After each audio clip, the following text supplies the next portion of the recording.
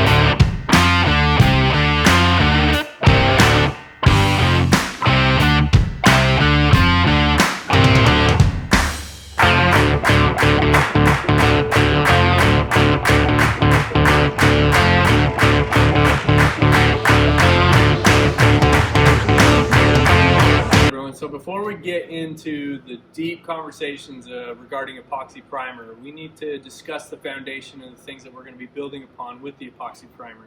I'd like to bring out my good friend Billy Ray Dewitt and talk about his work. Billy, might as well call you Bondo Billy with what we got going on here. Heck yeah, that's you know, I love the effort.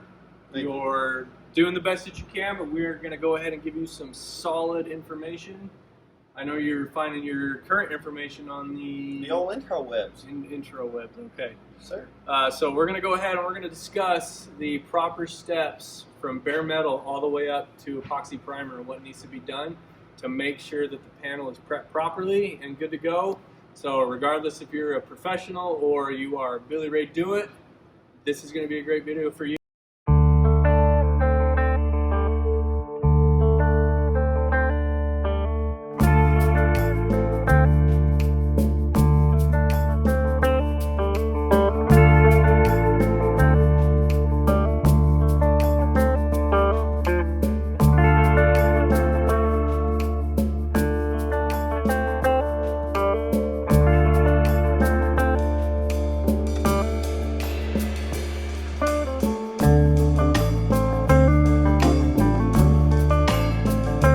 I've heard a lot of mixed reviews and mixed opinions on whether you should or should not put epoxy down over bare metal.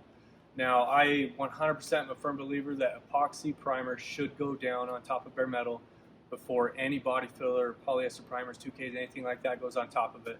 And the reason being is body fillers, different primers, stuff like that, they at a microscopic level have pores in them, so it's a porous material. And so by putting that directly over your bare metal substrate, you over time are allowing moisture to penetrate through those porous materials and get down to your bare metal. And over time that will just create flash rusting and different stuff like that that will eventually cause that product to fail. So we like to take bare metal from the get-go and prep it out properly and then get it into epoxy primer. This way the epoxy primer is like your barrier. It's that moisture blocker that's not going to allow anything to penetrate through it to get to the bare metal. And so we've got this Camaro fender here that we're going to, for demonstrational purposes, we've just kind of cleared a spot off here. So the first thing that we like to do when you're dealing with bare metal, you always want to have gloves on.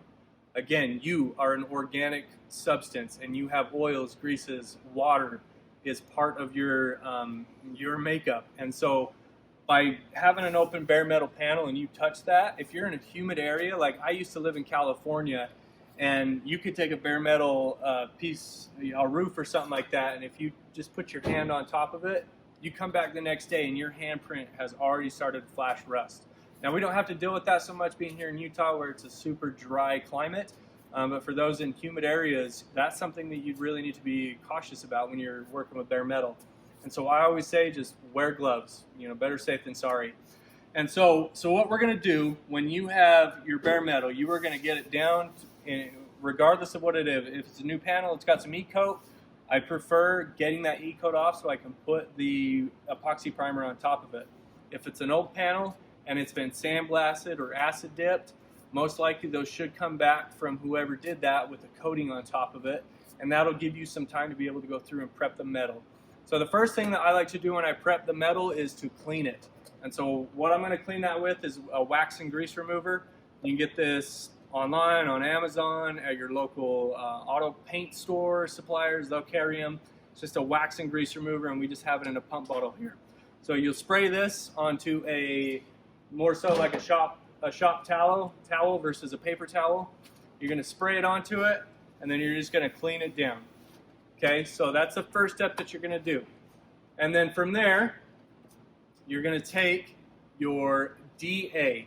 Now, for those of you that don't know what that is this machine right here. So the DA stands for dual action. So this is an orbital sander. This thing just has a random movement as it's sanding, which puts a really good tooth and bite into your material for the epoxy primer to latch onto. So we prefer the Indasa link rolls. They're 6 inches. You know, they come in sticky back or Velcro, depending on whatever pad your DA has.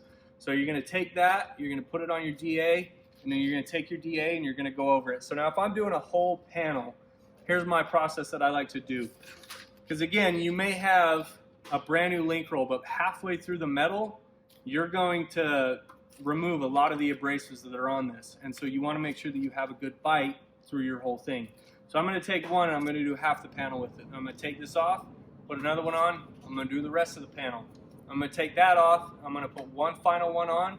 I'm just going to do a nice light DA over the whole panel to just give it a really fresh tooth into the metal for the epoxy primer to grab onto. And then from there, once that is finished, you're going to clean it off again with your wax and grease remover. And you're going to see a lot of black on your paper towel. And so you're going to keep wiping that until all that black is off, because this means that you're pulling all of that material that you've been sanding out of the scratches so that the epoxy primer has something to grab into. So once it's all clean, here's another very, very crucial step. There's a pre-treatment wipe. Now, a lot of you guys probably haven't heard of these, but this is an awesome product to use on bare metal that helps not only coat it, but it also helps with the chemical adhesion between the metal and the epoxy primer. And so, personally, when we're doing a full vehicle, we're going to go panel by panel. So we're going to prep out a panel, clean it, pre-treat it, and then we're going to go to the next one. This pre-treatment will give you some time as a moisture blocker as well. You probably get a week to 2 weeks out of this depending on where you're at. So it's always good just to have these on hand and wipe down any bare metal that you have exposed, just to make sure that it's coated and you're not going to have to worry about any flash rusting. So we've done the pre-treatment wipe, we've wiped it on it, we've gone through, we've got all the other panels ready for primer, and then we are to that awesome stage to go ahead and get everything out to be able to spray the primer onto the panel. So I'm just going to take a minute here though.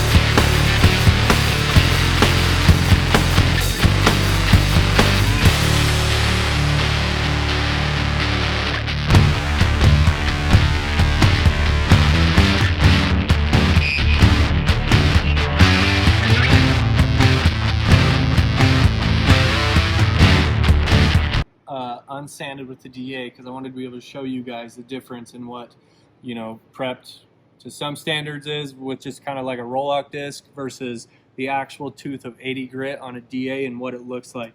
And so as you guys can see, we call these pigtails, where they just little curlies all over the place. And so the thing with primers and anything like that is there's two types of adhesion. There's the mechanical and the chemical. So by having these scratches in the metal, this is giving you the mechanical adhesion between both of them. And then I don't know if you can see it on camera or not, but you can kind of see the different hues going on of, you know, a little bit of copper and blue and whatnot. That's the pre-treatment wipe.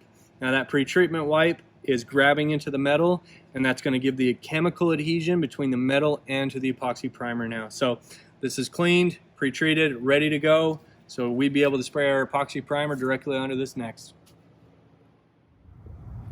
All right, everyone, that about wraps up our epoxy primer. Should we or should we not apply it to a vehicle demo?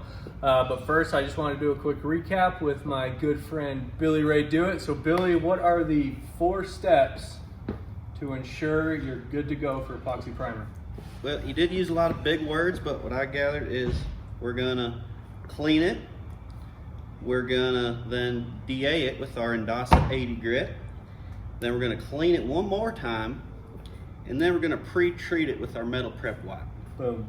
Way to go, Billy. You were paying attention. I was. So there you go. Those are the 4 steps you need to be able to get your panel prepped and ready to go for your epoxy primer. Now make sure you are following our YouTube channel, subscribing, head over to our social media pages. Instagram, we are Big Kid Block, same thing on Facebook. And make sure you're visiting our website, www.bkblocks.com, and you'll be able to get the Endasa 80 grit that you need to be able to prep your panel out, and then you can get the blocks and everything as we move into the next phase. So with the next video that we're gonna be doing, we're then gonna be, after we prep the panel, we're gonna spray it, we're gonna talk about gun selection, what epoxies you can use, you know, the ones that we prefer, stuff like that. And then we'll move into sanding the epoxy, and we'll just kind of walk you through the steps of everything we do. So stay tuned, guys, and thank you so much for tuning in.